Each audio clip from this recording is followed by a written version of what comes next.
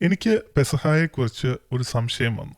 യേശു പുതിയ ഉടമ്പടി ഏർപ്പെടുത്തിയത് പെസഹ ദിവസമാണോ അതോ അതിനു മുൻപാണോ? മത്തായി, മർക്കോസ്, ലൂക്കോസ് എന്നീ സുവിശേഷങ്ങളിൽ യേശു പുതിയ ഉടമ്പടി ഏർപ്പെടുത്തുന്നത് പെസഹ ദിവസമാണ്.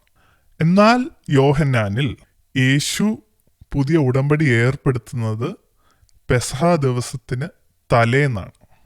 ഈ സമയവ്യത്യാസം നിങ്ങൾ ശ്രദ്ധിച്ചിട്ടുണ്ടോ? ഇതിന് പല വ്യാഖ്യാനങ്ങളുണ്ടെന്നാണ് ഞാൻ കേട്ടിട്ടുള്ളത്. അതറിയാവുന്നവർ എനിക്ക് പറഞ്ഞു തരാമോ? അറിയാത്തവർ അച്ഛന്മാരോടോ പാസ്റ്റർമാരോടോ ചോദിച്ചിട്ട് പറഞ്ഞു തന്നാലും മതി. ചോദ്യം ചോദിക്കുന്നത് തെറ്റല്ലല്ലോ. എലോഹി എലോഹി ലമക് ശബക്താനി. ക്രിസ്ത്യാനികൾക്ക് വളരെ പരിചിതമായ യേശുവിൻ്റെ അവസാന വാക്കുകളാണിത്. തന്നെ കൈവിട്ട പിതാവിനെ വിളിച്ചപേക്ഷിക്കുന്ന ഈ യേശുവിനെ മത്തായിയിലും മർക്കോസിലും നിങ്ങൾക്ക് കാണാം. എന്നാൽ ലൂക്കോസിൽ തൻ്റെ വിധി അംഗീകരിച്ച് പിതാവിൻ്റെ ഇഷ്ടം നിറവേറ്റുന്ന യേശുവിനെയാണ് നാം കാണുന്നത്. തൻ്റെ നിയോഗം പൂർത്തിയാക്കി സമാധാനമായി മരിക്കുന്ന യേശുവിനെയാണ് നാം യോഹന്നാനിൽ കാണുന്നത്. യേശുവിൻ്റെ അവസാന വാക്കുകളിലെ ഈ വൈവിധ്യം നിങ്ങൾ ശ്രദ്ധിച്ചിട്ടുണ്ടോ?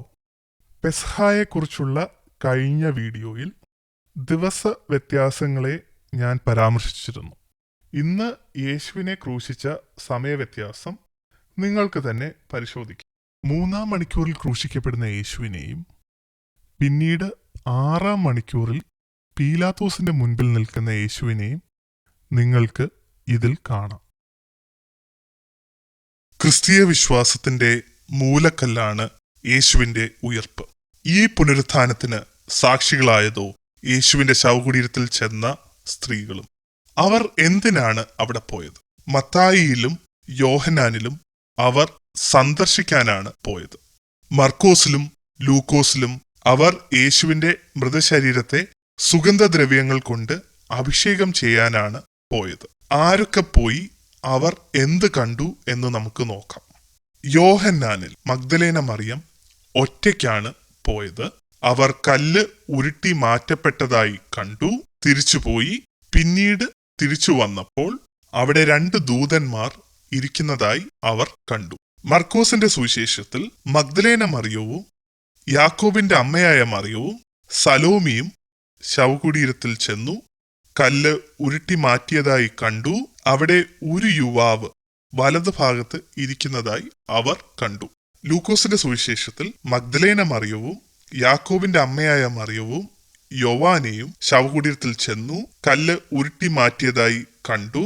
അവിടെ തിളങ്ങുന്ന വസ്ത്രങ്ങൾ ധരിച്ച 2 പേരെയും കണ്ടു. മത്തായിയുടെ സുവിശേഷത്തിൽ മഗ്ദലേന മറിയവും മറ്റേ മറിയവും ശവകുടീരം സന്ദർശിക്കാൻ വന്നു. കർത്താവിന്റെ ദൂതൻ കല്ല് ഉരുട്ടി മാറ്റി അതിൽ ഇരുന്നു. ഇപ്രകാരം യേശുവിന്റെ ശൂന്യമായ ശവകുടീരം ആദ്യം കണ്ടത് എത്ര പേർ? അവർ എന്തിനവിടെ വന്നു? അവിടെ അവർ എന്ത് കണ്ടു എന്നതിലെ വൈവിധ്യം നിങ്ങൾ ശ്രദ്ധിച്ചു കാണുമല്ലോ.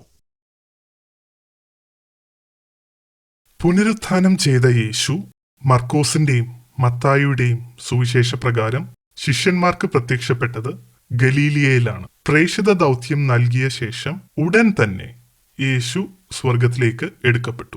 യോഹന്നാന്റെ സുവിശേഷത്തിൽ ജെറുസലേമിൽ വെച്ച് ആദ്യം ശിഷ്യന്മാർക്ക് പ്രത്യക്ഷപ്പെടുന്ന യേശു തങ്ങളുടെ പഴയ ജോലിയിലേക്ക് മടങ്ങിപ്പോകുന്ന ശിഷ്യന്മാർക്ക് ഗലീലിയയിൽ വെച്ചും യേശു പ്രത്യക്ഷപ്പെടുന്നുണ്ട്. എന്നാൽ ഈ സുവിശേഷത്തിൽ സ്വർഗാരോഹണത്തെക്കുറിച്ച് പരാമർശിക്കുന്നേയില്ല. ലൂക്കോസിന്റെ സുവിശേഷത്തിൽ യേശു ശിഷ്യരോട് കർശനമായി പിതാവിന്റെ വാഗ്ദത്തം കിട്ടുവോളം ജെറുസലേമിൽ താമസിക്കണമെന്നും പറയുന്നു. എന്നിട്ട് ജെറുസലേമിൽ നിന്ന് 4 കിലോമീറ്റർ ദൂരമുള്ള ബഥാനിയയിൽ വെച്ച് സ്വർഗാരോഹണം ചെയ്യുന്നു. എന്നാൽ ലൂക്കാ സുവിശേഷകൻ തന്നെ എഴുതിയ അപ്പോസ്തല പ്രവർത്തനങ്ങളിൽ ജെറുസലേമിൽ നിന്ന് വെറും 1.5 കിലോമീറ്റർ മാത്രം ദൂരമുള്ള ഒലിവ് മലയിൽ വെച്ചാണ് 40 ദിവസത്തിനു ശേഷം യേശു സ്വർഗാരോഹണം ചെയ്യുന്നത്. ഈ വ്യത്യസ്തതകൾ നിങ്ങൾ ശ്രദ്ധിച്ചു കാണുമല്ലോ. നിങ്ങളുടെ മുന്നിൽ 4 സാക്ഷികൾ വരുന്നു. അവർ ഒരു പ്രധാന സംഭവം വിവരിക്കുന്നു. പക്ഷേ അവർ പറഞ്ഞ വിശദാംശങ്ങളിൽ വൈരുദ്ധ്യതയുണ്ട്. വിവരണങ്ങളിൽ ദിവസങ്ങൾ മാറിപ്പോകുന്നു. സംഭവം നടന്നത് അന്നാണോ തലേന്നാണോ എന്ന് സാക്ഷികൾക്കിടയിൽ സമവായമില്ല. സംഭവം നടന്ന സ്ഥലങ്ങൾ മാറിപ്പോകുന്നു. വീണ്ടും ചോദിക്കുമ്പോൾ ഒരാൾ സ്ഥലം മാറ്റി പറയുന്നു. പ്രധാന കഥാപാത്രത്തിന്റെ അവസാന വാക്കുകളും മാനസികാവസ്ഥയും ഏറ്റുപറയുമ്പോൾ മാറിപ്പോകുന്നു.